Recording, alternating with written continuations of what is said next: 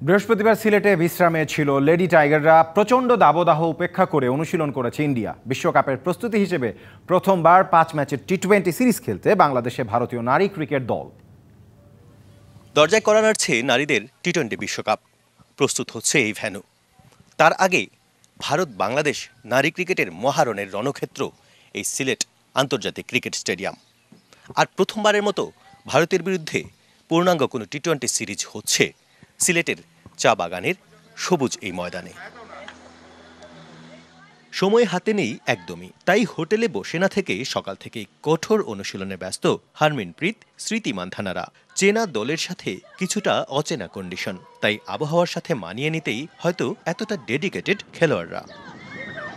2014 সালে প্রথমবার পূর্ণাঙ্গ টি-20 সিরিজ খেলতে বাংলাদেশে আসে ভারতীয় নারী ক্রিকেটাররা। সে সময় বাংলাদেশ সিরিজ হেরে যায় 3-0-তে। Mister White detergent powder, perfect পরিষ্কার প্রতিবার। এর প্রায় এক দশক পর গেল বছর জুলাইয়ে সিরিজের ব্যবধান হয় 2-1। এবার তৃতীয় সফর, আর জয়ের জন্য আশাবাদী দুদলই। দেশের অন্যান্য অঞ্চলের তুলনায় সিলেটের আবহাওয়া অনেকটাই ভালো। রোদের দাপটের মাঝেই আকাশে মেঘের আনাগোনা, বইছিল বাতাসও। হয়তো তাই দীর্ঘ সেশনে প্রাণপণ প্রস্তুতি ভারতীয়দের।